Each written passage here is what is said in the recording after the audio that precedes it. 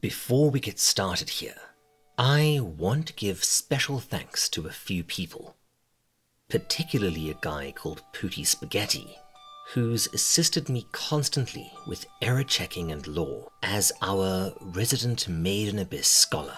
He's got a channel of his own now. Please go and check it out. His absolutely brilliant animations alone make it worthwhile, and he makes fewer silly mistakes than I do. If you want to understand the Made in Abyss universe at a deeper level, this would be a great place to start. Secondly, I want to thank my first and thus far only patron, Rage Against My Hairline. You have no idea how much this little bit of support has helped me get motivated to wake up with sparrows every day to make these videos.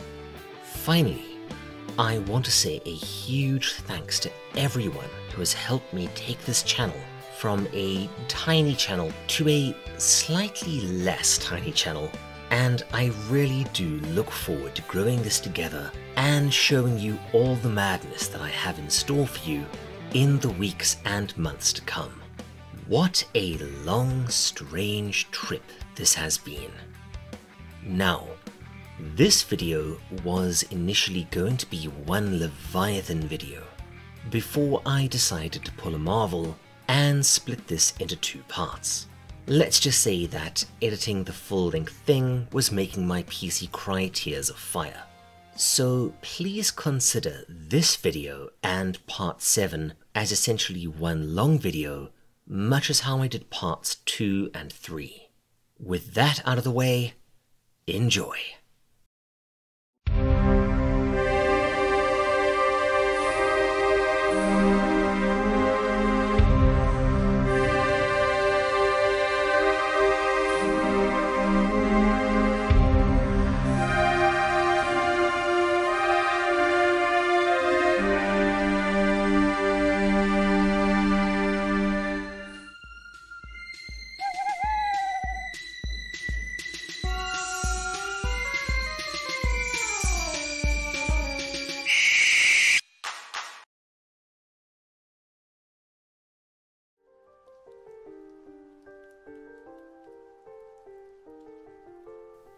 Hello all, this is the Owl. You know who I am, you know what I do, and do we have a lot of ground to cover today. So let's dive right on into the recap. Except that today, a lot of things foreshadowed in previous arcs come together and reach culmination. So while I'll do my best to catch you up, I would strongly recommend watching the previous videos before this one gets rolling. Anyway, Rico, a young novice caver, and Reg, an amnesiac android, embarked on a dangerous and doomed quest to reach the bottom of the Abyss, an ancient and seemingly bottomless chasm that is an entire world unto itself, in order to find Rico's mother and to restore Reg's memories. The Abyss is shrouded in mystery and danger, filled with aggressive fauna, hazardous landscapes, and, if that wasn't enough, is saturated with some kind of esoteric force that inflicts horrible physical and mental symptoms onto anyone who attempts to ascend back out. The deeper you go, the worse these get, ranging from pain and illness to madness and mutation. After braving the first few layers, the pair ran into Ozin the Immovable, one of the ultra-powerful white whistles and the inspiration for a million memes and inexplicable muscle mommy fantasies. Yeah, internet, you're weird. She warns them about the dangerous layers below, in particular Bondrude, another meme-tastic white whistle character, and one of the greatest villains ever conceived. She also trains them up, but identifies their weaknesses. Rico is decisive, but physically weak and occasionally a bit cavalier. Reg is pretty damn powerful, but indecisive and occasionally fails to act, or acts too late to be useful out of a generalized fear that anything he does will make things worse. They will both need to rely on each other and overcome their weaknesses if they are to have any chance of surmounting the dangers in the endless Stygian depths below. As they continue down, Riko is severely injured and envenomed by an orb piercer, and before Reg can go full 127 hours on her, they are rescued by Nanachi, an adorable Floofykins who carries the trauma of Bondrewd's hideous experimentation, which left her as furry bait and her friend Mitty as an immortal piece of nightmare fuel due to the curse of Layer 6. In exchange for her help, Reg assists her in, well, euthanizing Mitty, Cheese, and the trio head below. Eventually, they encountered Bondrewd himself and befriended his adoptive daughter Prushka. The meeting winds up costing Reg an arm, but they are able to battle Bondrewd to a standstill, but not before he reduced Prushka to one of his hideous cartridges. Still living, eviscerated children. Bloody hell. After the battle concludes, Prushka becomes a white whistle for Riko, allowing the party access to Layer 6. They leave under a tentative and reluctant truce with the body-hopping mad scientist.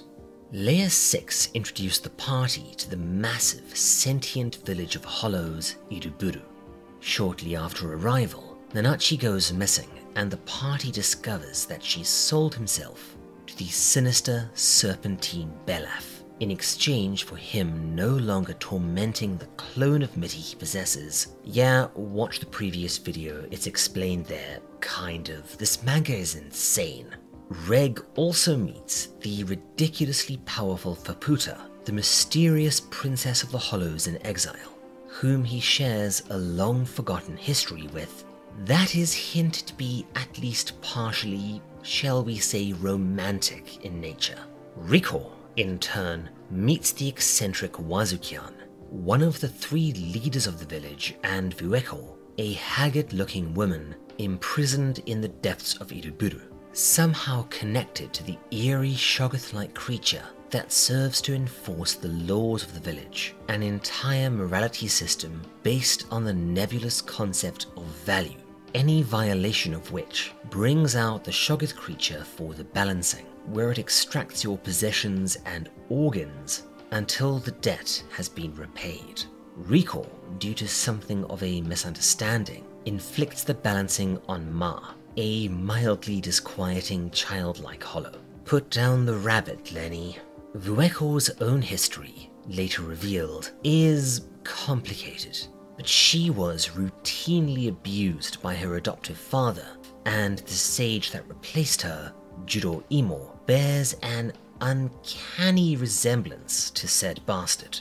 Wazukyan offers his assistance in retrieving Nanachi, telling them that if they could obtain a piece of Faputa's body, it might be enough to buy their friend back. Faputa happily agrees to this, but in turn reveals that Reg promised her, deep in the recesses of his mysterious past, that he would help her achieve her goal, the complete and utter destruction of Iruburu and the eradication of all those who live within its walls. Why? Well, as it turns out, we get our very Ichido Order-esque, ultra-horrible flashback, an entire volume of it to be specific, showing us the history of Iruburu. The Iruburuans were originally an expedition known as Ganja to find the Golden City, Shoro, in the depths of Layer 6. Due to the curse, they were forced to settle there, but they were ravaged by an illness caused by the toxic pseudo-water that they were drinking. Wazukyan turned out to be another hubris-tastic Bondrewd-esque villain who, and yes, I'm cramming a lot into this one sentence, after Vueko's infertile adoptive daughter Irum Yui inflicted a terrible curse on herself via a powerful egg-shaped relic called a cradle, which caused her to essentially give birth to stillborn creatures resembling her dead pet, turned her into a brood sow, and fed her stillborn babies to the settlers in probably the most disturbing narrative event that I've ever encountered in a manga.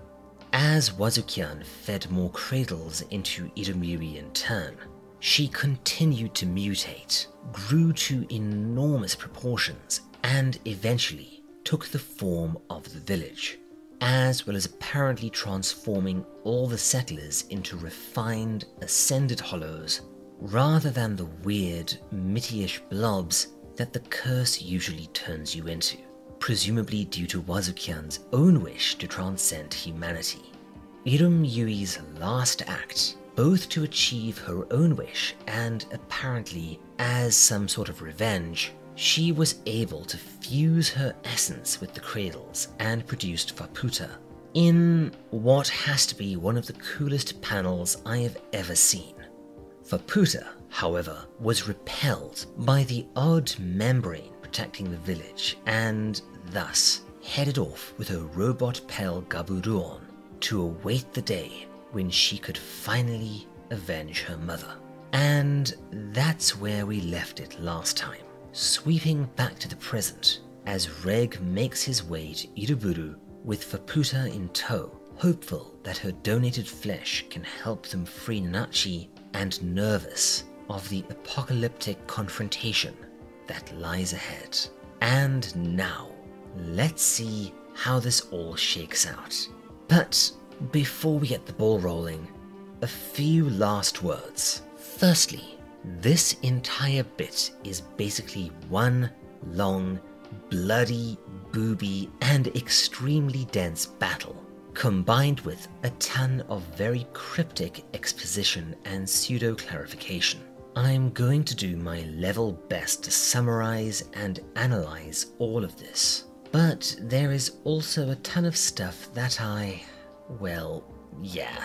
Even compared to what came before, this arc is dense and this arc is dark. I'm going to do my best here, but trust me, go and buy this manga. Read it yourself, because there is a ton of stuff that I'm going to have to skip, including a lot of really amazing panels, all sorts of cool clarification and extras between chapters, and a ton of excellent art. Don't rely on these silly little videos for the story. You'd be doing yourself a disservice if you don't check the full thing out. Secondly, this is the part of the manga where the gore ramps up to utterly ridiculous levels, and YouTube can be weird about gore, especially when it's as graphic and as detailed as what lies ahead. So I'm going to include some of it, but a few panels are going to have to be censored, not just the booby ones, but also a few really, really gross ones, and a few I'm going to omit entirely. Again, if you want to see all of this in its true horrific glory, 7 Seas Entertainment is that-a-way. Lastly, as always, there is a ton of cryptic stuff here that I'm going to do my level best to understand in terms of the narrative and information we have at present. If something is explained later, assume that I am going to pretend that I don't know about it. I want this narrative analysis to follow on with the story organically. And sure, if I get something wrong, well, wait for Pooty's comment, which I'll pin as always. Anyway, let's do this.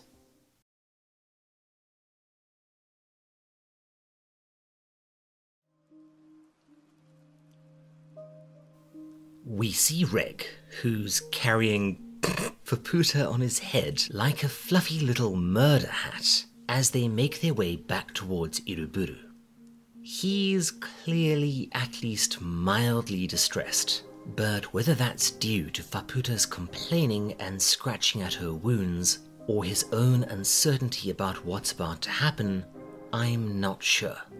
She attempts to put him at ease, saying that there's no need to worry about her as she's clearly immortal and that, well... It's just a flesh wound. But she's definitely happy that he's worried about her and asks him to pat her around the, "Oh, those are horns." No, I'm not going to make the obvious joke. She does seem to be enjoying the pats a bit too much. Bonk. On their way, they run into Gaburuon, Faputa's guardian robot/chair, who warns them that monsters are starting to be drawn to the scent of her blood, but she tells him to hold them off. At Iruburu, Riko comes out to meet them, and she and Reg head back in, but she catches an ominous glimpse of Faputa watching her intently. Yeah, that's not a good expression. I've said it before, but I just love how much fun Tsukushi has with this character and the different shapes she can take. One second she's a loaf, the next she's a cute spidery thing, and the next she's a fox, and the next, well, she's plotting to kill you. So, cat. Probably a cat. Inside, Vueko is concerned about Faputa's safety. Yeah, there's a lot to unpack here. But remember that Irumyui, i.e. the village, is essentially her adopted daughter, making Faputa, in a sense, her granddaughter. But before anyone can explain, a scream is heard throughout the village, and the Shoggoth creature, which, as we learned in the previous video, are somehow actually an amalgamation of the stillborn babies of Irumyui, begins to rise up. Kaja, who is nearby, tells them that the village itself is screaming, and that he's never encountered this phenomenon before. Despite the hubbub, they prepare to head over to Belaf to turn their gory little fetch quest in, but Vueko tells them that this might not be a good idea.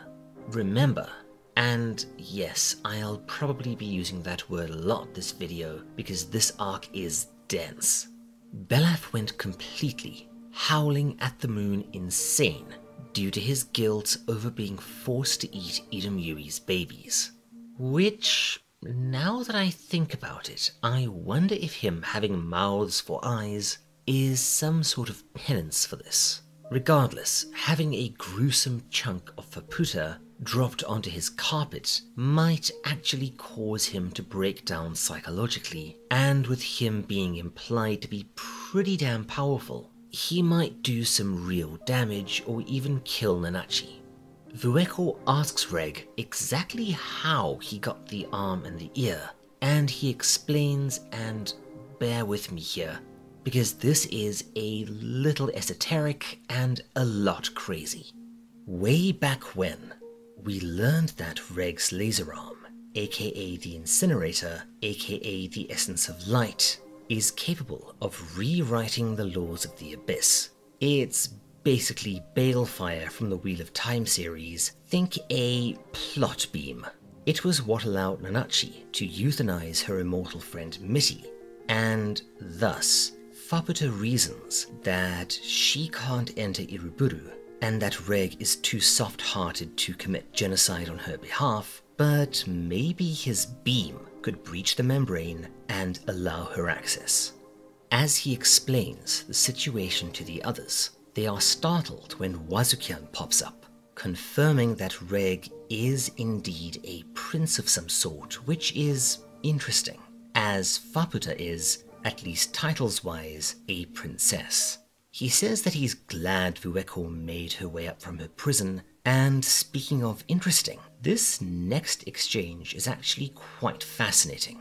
I would keep it in mind as we move forwards in the manga. Wazukyan confirms that Vueko explained the history of Iruburu to Riko, and he asks her if she hates him now that she knows all the horrible stuff he did. She dissembles. Shit, I wouldn't. I'd twat the guy one. This dude is evil.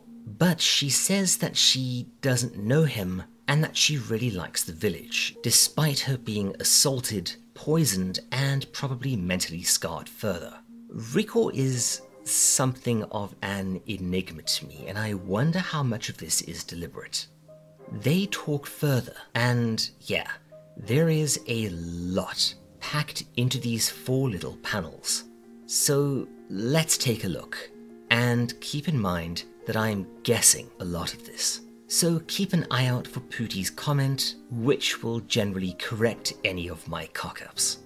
Wazukyan says that he met and spoke with Bondrewd at some time in the past, and realized that there are people who cannot resist going deeper, delving further into the abyss, because what they are really after isn't so much a specific goal, it's the journey itself. Exploration, adventure, knowledge. That's a theme that Lovecraft, Barker, Lumley, and Masterton, and a lot of others who explore cosmic horror love. He might be implying that this is Rico, sure, but also take note that the other white whistles, including Rico's mum, are counted amongst this number.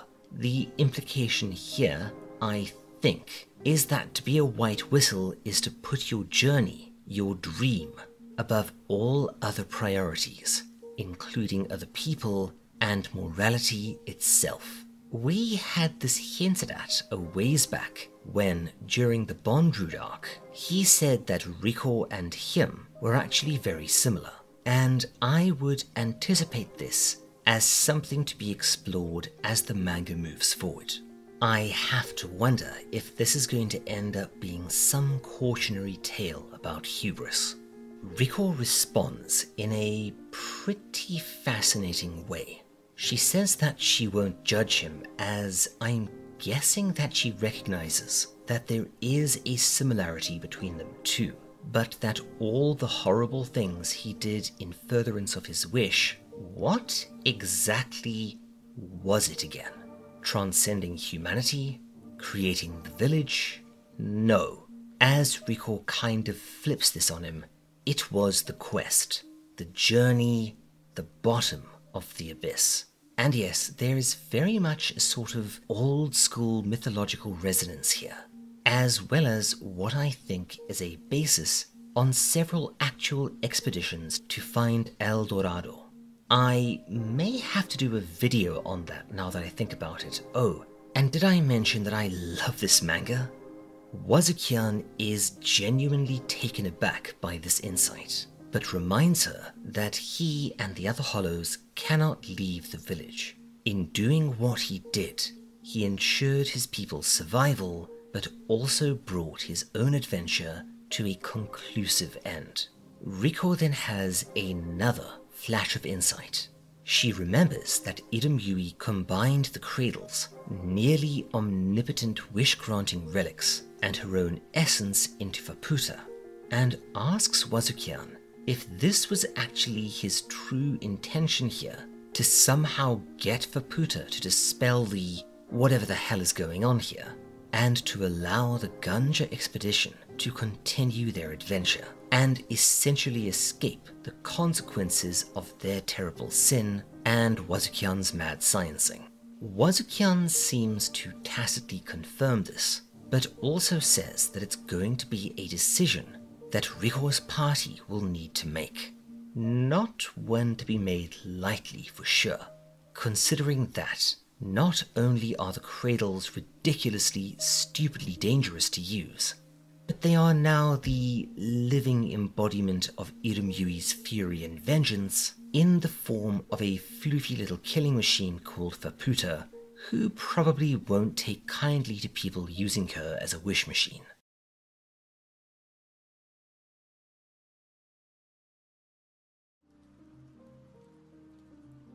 Suddenly, the ground rumbles, and Juro Imo appears behind Wazukyan, who grabs Vueko and scarpers, with Reg wondering if this was Wazukyan's goal all along, to betray them and to get his hands on Faputa's arm. But as we see here, there's a lot of moving pieces. Nothing is quite as it seems, as Wazukyan wants Vueko to see what happens next. Now, as I mentioned way back at the start of part 5, Jiroimo does bear an odd resemblance to the man who took Fueko in and proceeded to horrifically abuse her in a variety of ways, which we finally get confirmation on. This bit is a little abstract, but from what's being said here, my best guess is that Irumyui wanted a guardian for the village, and so she took the idea of Fueko's most fearsome childhood nightmare, her horrifically abusive father, and gave it a form. However, Jiroimo is also after Faputa's arm, and I have no idea why. Regardless, due to this, he becomes subject to the balancing, but Wazuki-an says that it probably won't be stopped by that, as Jiroimo is not actually a hollow. He is a construct that the will of the village... Wait, no, I'm really confused here.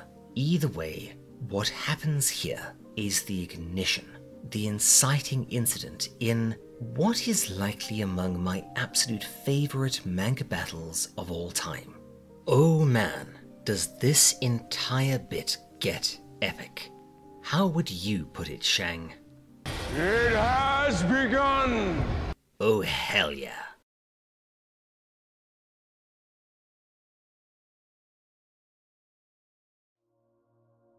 As Wazuki-an stated, the balancing has no effect on Jiroimo. Yeah, that's awesome. Rather than consuming him, the Shoggoth has somehow galvanized Jiroimo, transforming him into... Wait, is it just me, or does that look like the Birkin Tyrant's quadruped form from Resident Evil 2? Either way, oh boy, get ready for one hell of a fight, Reg. Maybe start looking for somewhere to plug in. The transformed creature goes on the attack, spitting balls of black plasma, basically liquid balancing at Reg. He evades as the stuff rains down onto the hollows nearby, assumably obliterating them. Fueko calls out to Reg, warning him that the balancing is not going to work on Jiroimo. Yeah, no shit, Sherlock. He is something drawn out of her darkest traumas, and is thus going to try and consume them all. Reg continues to dodge, and is able to evade Jiroimo's projectiles, so the creature tries a wider scale attack, producing a blanket of black balancing goo that Reg is able to break through, but begins consuming the villagers. And finally, Jiroimo is able to overwhelm Reg, sticking him to the floor and stealing the arm. Reg is thus caught on the horns of a dilemma. He doesn't want the village to be destroyed, but he also cares for Faputa and wants Nanachi to be free. What the hell does indecisive Reg do? And yeah, I might just have to do a video to analyze how great the art is in this manga. I mean, just in terms of the panel construction here, you don't really see this done much. It's such a creative way to represent the dilemma. Here, done as a partisan shape with Reg at the center. Well done, Tsukushi. I wish there were more mangaka willing to experiment like this. It really is a great little character beat for Reg, as we've learned several times that his biggest weakness is his tendency towards indecision. Not wanting to make things worse, he hesitates, which leads to, well, things getting worse. And here, everything suddenly rests on him choosing between two evils. He finally decides, realizing that he can't do this alone, and fires the incinerator at the monstrosity, blasting it apart and breaching the wall behind it, as well as the membrane. Cheesy Pete, that's awesome. Anyway, he's able to retrieve Faputa's arm, and knowing that he's about to black out after firing his weapon, he warns everyone about what's to happen, as the motes of goo floating around begin to reform Jiroimo. Before he fades, Reg asks the hollows around him, including Mugi, to please keep Riko safe inside the village. They agree, but suddenly, there comes the sound of an impact from outside, and a hole appears in the wall. An immense pressure settles down over the village, and as the smoke clears, a small, solitary figure appears, walking slowly towards them. At long last, Faputa has arrived.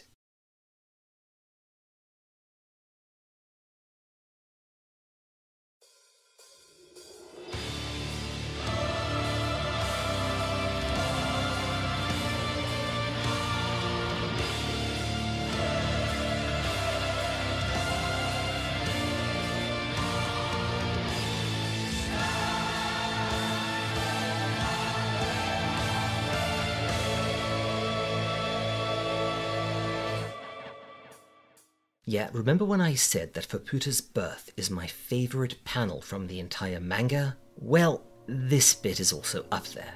It's hard to fully articulate just how frigging epic this is. It's time for the confrontation that's been building up for the past while to finally happen. The villagers are stunned, but the reformed and galvanized form of Jiroimo rises up and roars at her, but is driven back by a powerful blast from Gaburoon, who essentially tells him to get the fuck out of the way.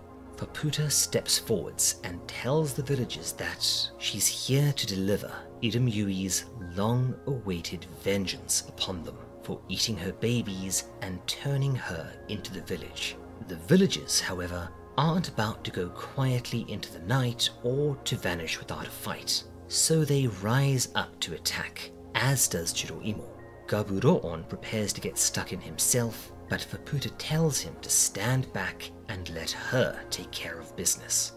Jiroimo launches the black balancing at her, but Faputa does not give a single shit as, yep, those are her brothers and sisters.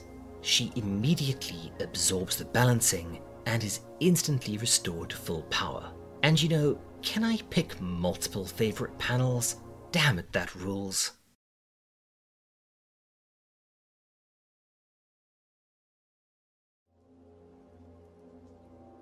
We cut away to Nanachi, who's sleeping peacefully with Mitty. She was having a dream about the history of the Ganja expedition and feeling a certain narrative resonance between it and their own expedition.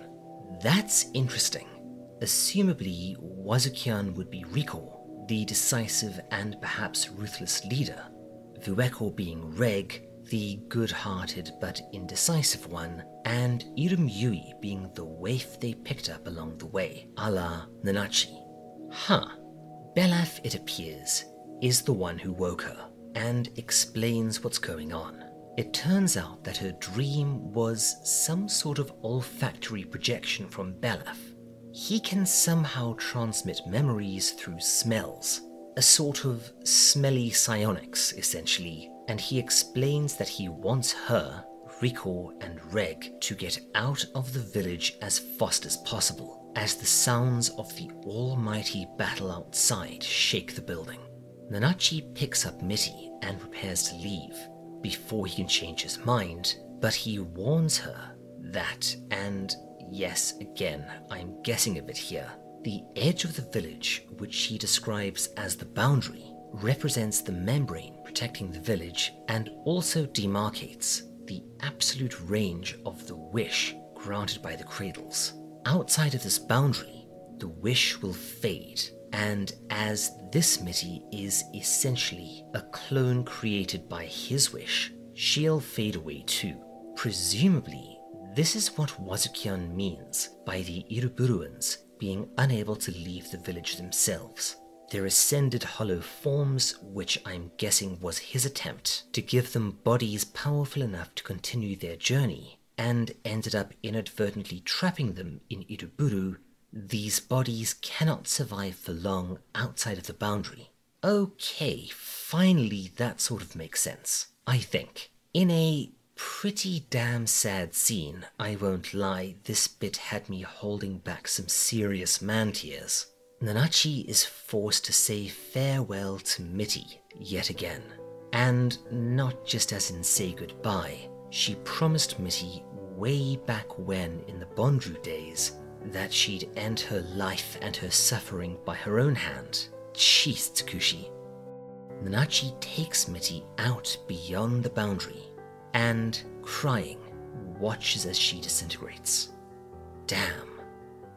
Nanachi then heads off to join her companions, but as she does so, the other Mitty-ish hollows give her something, and Belaf himself follows her out over the boundary, choosing to finally cease to exist, entrusting his will to Nanachi. Remember when I said that the art in this manga gets even better as it goes on? This is what I mean. What a wonderfully tranquil and yet melancholy scene. Damn it, Tsukushi, how can you have shit like this, and this, and this, and also this, and make it all work somehow? Yeah, there's a reason why this story has made such an impact. And if the anime even comes close to capturing this, I'll have to eat my keyboard live on stream.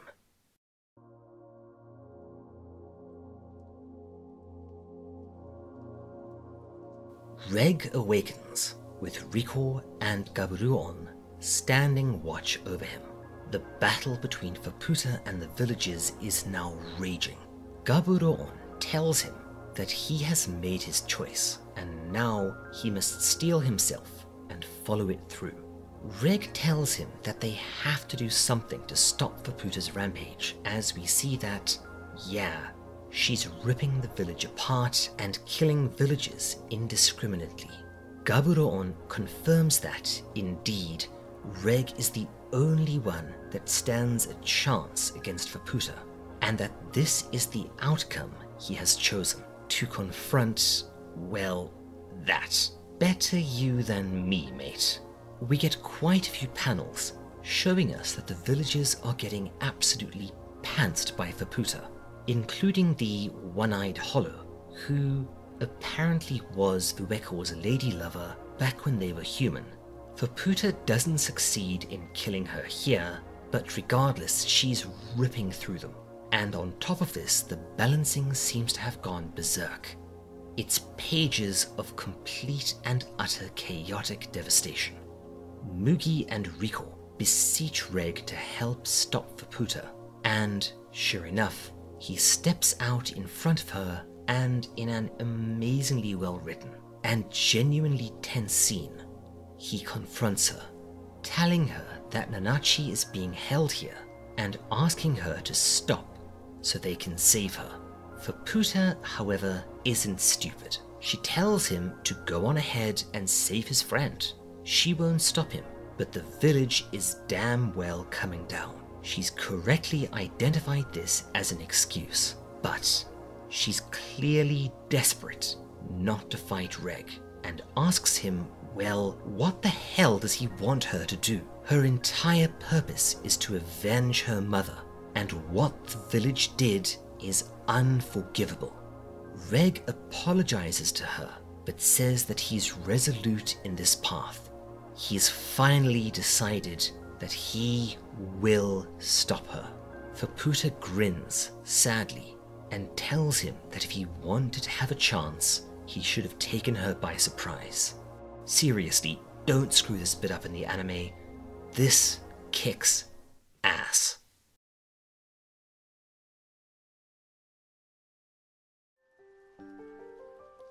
We get a brief interlude showing us a time way back when Gaburuon was badly damaged by the ridiculously powerful turbinate dragon that we saw back in part 4, the ruler of this layer slapping Reg around easily.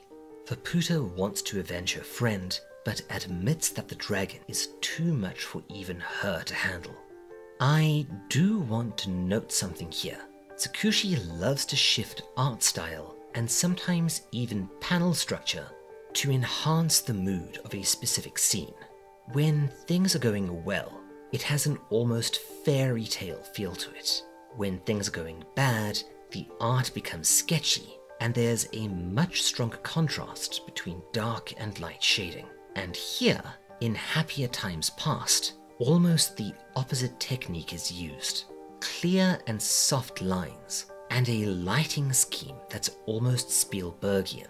It's one of those things that you might not consciously notice. But your brain did. Thank you, Mr. Plinkett. Suddenly, she's startled by a strange voice behind her, and oh, that's Reg. Assumably, this is before he lost his memory and he's speaking an unknown language. This is their first meeting, and Faputa... Okay, that panel makes me laugh every time I see it. Seriously, how can such a terrifying character also be this damned cute? In annoyance, she yanks his helmet off. And back in the present, we see how this first encounter is mirroring their current battle, but with a much less comedic and much more serious overtone. That's very clever writing. Reg's having a hell of a time here. While he's able to land some blows, Faputa doesn't seem to be taking him all that seriously, and any damage he inflicts is instantly regenerated using the black balancing. She's clearly very annoyed that he doesn't remember any of their history together. Reg's going all out, but as she starts going on the offensive, he cannot even start to keep up with her speed. However, she doesn't seem to have the power, or more likely the inclination, to land a decisive attack on him. Instead, she grapples him and shoves her arm down his throat. He appears to bite down, and we get a few rather funny panels of her swinging him around before she flings him to the ground. He is now pissed, but she's still very confused and very angry, especially when he tells her to be more graceful, which it turns out is something he's said to her before, and this immediately makes her burst into tears. Oh, damn it, Tsukushi. Stop making me feel things. Faputa says that she's been desperately trying to, even speaking in the graceful manner he once instructed. We go back in time again and observe the pair gradually getting to know each other. She's okay, yeah, frigging adorable, as she clambers all over him, and I mean all over him. Bonk, all of you bonk. He tells her to be more graceful. Gaburon explains that in Iramui's language, it is considered graceful to add sosu at the end of sentences. I guess this word would be something like de gozaru in Japanese, or maybe datara, perhaps verily in English. I don't know. Anyway, that's why she says it, and man, Happy Faputa is just too much for me. Reg is clearly a bit leery about the manic little female having its boobage out all the time, so he gives her the bikini-like chest thing she always wears. Clearly, that's why she does it, as it meant a lot to her.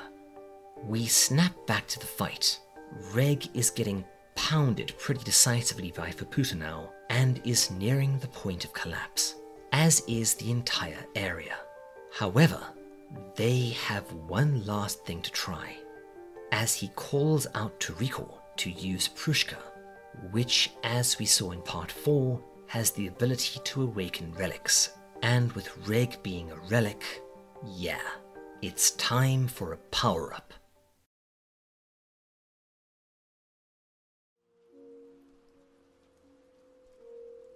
Riko goes ahead, and Reg transforms, I guess. His energy seems to read full now, and the outer layer of his helm ablates, revealing a pure white surface beneath it, and he seethes with energy, much as he did way back when they fought Bondrewd. Yes, transforming mid-fight is, in terms of manga, the narrative equivalent of McDonald's, but I can forgive Tsukushi for this overused trope because A, it's very much earned here, and B, it just looks so damn cool. Okay then, let's do this. Now, it seems that Faputa is on the greasy end of the fight, as Reg entangles her with his extendo arm and drags her out of the boundary, assumably to get her out of range of her El Cheapo instant heal Shoggoth. Faputa is now getting pissed. not just at Reg, but at Rico now, for using the white whistle, or as Faputa describes it, a stone person. Yeah, that's actually pretty smart. Oh boy, Rico, you'd better hope that Reg doesn't lose this one. As they fight, we learn that it was indeed Faputa who stole Prushka and defaced their camp. Apparently, Faputa was testing her to see if she really had a white whistle of her own. Outside, as the battle continues, Reg sees some sort of liquid beginning to fall around them, which appears to be some kind of superheated molten metal, which Wazukian refers to as Iron Rain. He reveals one of his abilities, expanding his twig-like limbs out to defend the village against this phenomenon. And I wonder if this has something to do with that immense eruption we saw way back when the party first entered Layer 6. Faputa, however, doesn't seem to care and rises to her feet, now, finally, about to take this battle seriously. We cut back to the past, and we see Faputa and Reg observing the same Iron Rain phenomenon together, as she explains a bit about her history and the history of Irumyuui/Iruburu. She not only wants to wipe out the Hollows, but destroy the village itself, to essentially euthanize her mother, which is another interesting parallel, this time between her and Nanachi, who was forced to put Mitty out of her misery. In a not dissimilar plotline, Reg tells her that he will use his beam to get her in, but he's apparently on his last shot. He also tells her that he's headed up, I'm guessing from Layer 7, in search of Haku, which, if you recall, is a word that means treasure or the fulfillment of a wish. Basically, the thing that's most valuable to you, or the thing you most want to accomplish, signified by the inverted stick figure that Faputa uses as her insignia. We also finally see the promise Reg made in detail. Before he departed, he swore to Faputa that he would return, and that, when he did, he'd use the essence of light to breach the village for her. She also really enjoys being patted. Not going to overthink that, yes, another bonk. And speaking of bonk, we also get a brief scene of, I don't think I can show you much of it, but I think that it's implied that, well, they did the mash. They did the monster mash. The monster mash. It's not explicit, but the two panels showing it are suggestive as all hell. After they are done, she asks him to come back as soon as he can so they can be together forever and have lots of robot monster babies. Yeah, thank you, Brain, for that image. And go on adventures hand in hand. This gets me right in the damn feels. She looks so legitimately sad as he leaves, which sets up a pretty heart-wrenching contrast as we arrive back in the present to see the pair now locked in mortal combat. Reg reveals that he is starting to remember her, and also that he knows that if she keeps going down this path, she's going to burn herself out, and pleads with her, asking her how he can put a stop to this.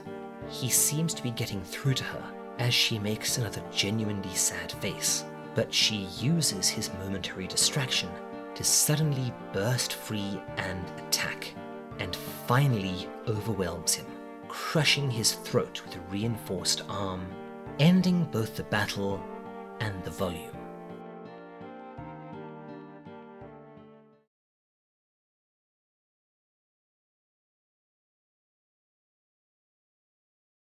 Let's all go to the lobby. Let's all go to the lobby. Let's all go to the lobby to get ourselves a treat. Volume 9 concludes with a brief interlude, showing us what happened while the party was sleeping that time, way back at the start of the arc, when Faputa discovered them. She's actually rather hurt that Reg didn't summon her when he arrived. Assumably, she thought that he'd finished his mission, accomplished whatever he needed to, and was now returning to fulfill his promise to help her achieve her goal, and then I guess make weird overpowered babies with her. She is immediately jealous of Rico, wondering if Reg might have chosen her instead, which does explain the immediately negative reaction Faputa had to Rico and the party. Inspecting Rico, she notices that, okay, I'm guessing this is a big hint for later. According to Faputa, Rico has some similarity to Irumyuui and also an odd soul? Something to do with her birth within the abyss, maybe. Don't forget that Rico was dead and was then brought back to life. Sort of, kind of, go and watch video 1 again. She also inspects Nanachi and is jealous of how nice she smells, wondering if Reg might have chosen her for that reason, but states that Faputa's butt is also fragrant. What? Okay, no, don't get any funny ideas. It's established in one of the amazing little between chapter panels, which explains a bit about Faputa's weird physiology, that she has a scent gland back there much like foxes do. And we also saw this in a panel towards the end of volume 8 that, yeah, it's a bit suggestive for YouTube, but she rubs her, well, naughty bits on Gaburon to mark him with her scent, much like foxes do. Although fragrant might be a bad choice of words, because fox musk smells like, well, fox ass stewed in feet. Seriously, fox musk reeks. Faputa thus defaces Nanachi's drawing, erasing her, and marking Rico with the Haku symbol. I'm actually not sure why. We also see that she took Prushka to have the whistle refined, souping it, her, yeah, I have no idea, up, and making those Blair Witchy things to keep them safe from the crazy monsters here on Layer 6. But due to her nervousness, declined to approach the party directly. Despite being absurdly powerful, Faputa is also rather sensitive about crowds and does not enjoy having masses of people looking at her, which is probably a holdover from her origin, made worse by her isolation and her life in exile. Regardless, there's a lot of foreshadowing here. As the next stage of the battle is about to begin, things are really going to kick off, and we'll get to see how it all ends. Let's just say that Volume 10 is a perfect encapsulation of Made in Abyss, and thus, not all of the endings here are going to be happy. And with that, I am going to call it here for today. The final part, Part 7, and yes, I promise that I won't split it again, will be up as soon as it's done. And until then, take care, my friends. If you enjoyed this video, why not stick around? There's a fair bit more like this and lots more coming down the pipe. If you want to help us out or leave us a tip, our Patreon is that away and it would be much appreciated. Otherwise, all the best, and I will see you next time. Stay safe. This is the Owl, signing off.